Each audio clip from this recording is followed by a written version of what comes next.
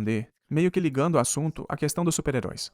Eu queria explicar o porquê. Eu acredito que tem uma razão muito boa do porquê nós precisamos tomar cuidado com histórias fictícias e esse interesse repentino de Hollywood pela temática de Jesus. Veja, ao longo da história da Terra, e vocês têm aí na parede uma linha do tempo, certo? Então, nós temos todos esses eventos, todas essas culturas ao longo da história. E, ao pesquisar, você vai descobrir que elas apresentam essa temática de um ser metade Deus, metade homem, que veio para o mundo para nos salvar. E isso antes de Cristo. Na verdade, essa é uma das razões pelas quais os ateus nos criticam, dizendo: essa história aí de Jesus não passa de uma releitura de várias outras culturas pelo mundo. Os cristãos só copiaram isso delas. Mas a questão é, quando começou essa profecia? No Jardim do Éden, certo? Sim. Jesus, antes dele ser Jesus, ao interagir com Adão e Eva e apresentar a eles a profecia de que um bebê viria através da mulher, quem estava ali presente quando essa profecia foi apresentada? Deus, Eva e o diabo. Esses três tomaram conhecimento da profecia. Aí o diabo para pensar e diz: é mesmo? Verdade. Então um dia surgirá um bebê que vai destruir o meu reino? Então, a partir daí, ele começa a disseminar essa profecia em cada cultura, mas deixando de lado o detalhe muito importante, o de que o Salvador o salvaria do pecado. Por exemplo, veja a cultura egípcia. Eles têm a Ísis, o Horus e o Sete. Esses são literalmente uma contrafação da Trindade.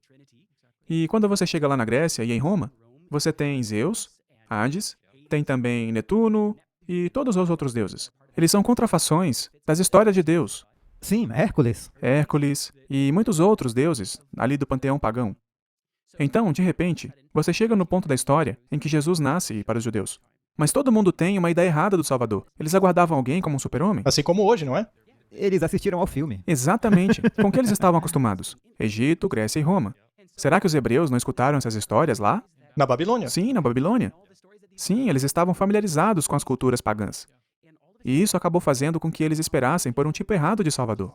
Satanás os fez acreditar que o Salvador seria alguém como um super-homem, e não como Jesus. Isso é incrível.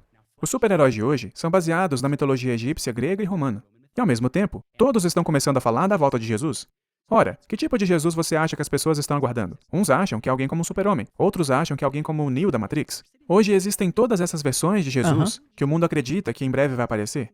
Agora, o grande perigo é que, segundo a profecia, Satanás aparecerá na Isso. forma de Jesus. Exato. Verdade. Na minha opinião, isso é o mais preocupante. O cenário está montado.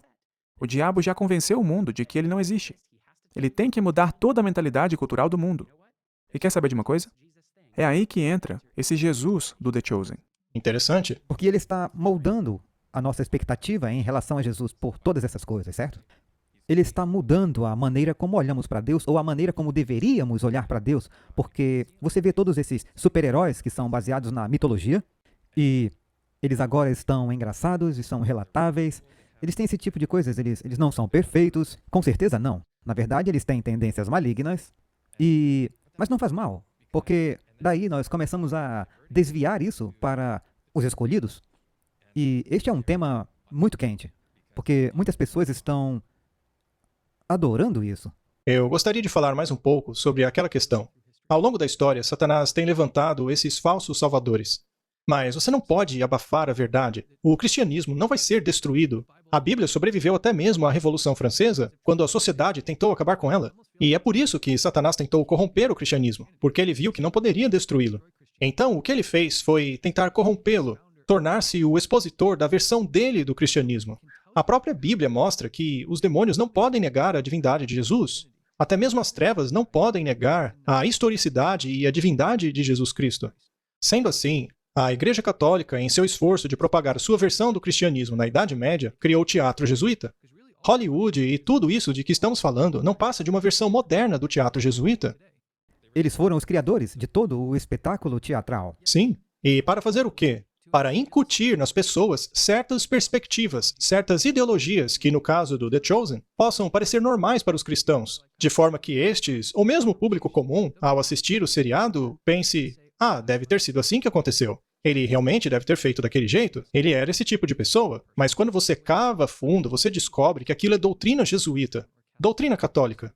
Então veja que o diabo tem utilizado o seu governo aqui na Terra, que é a Igreja Católica e suas ordens diversas, para tomar o lugar da verdade e assim controlar a narrativa. Eu acho que é mais ou menos isso que temos visto nos filmes de super-herói. Eles querem controlar a narrativa sobre quem é Jesus por meio desses personagens secundários. mas, ao mesmo tempo, incutir essas ideologias sem que as pessoas percebam. Elas assistem o programa e dizem, que legal que aconteceu assim. E aí elas passam a achar que aquilo é a verdade. A verdade pura e simples está sob ataque. Até mesmo o que você vê com seus olhos. Hoje o homem não é mais homem, a mulher não é mais mulher, tudo é questionável.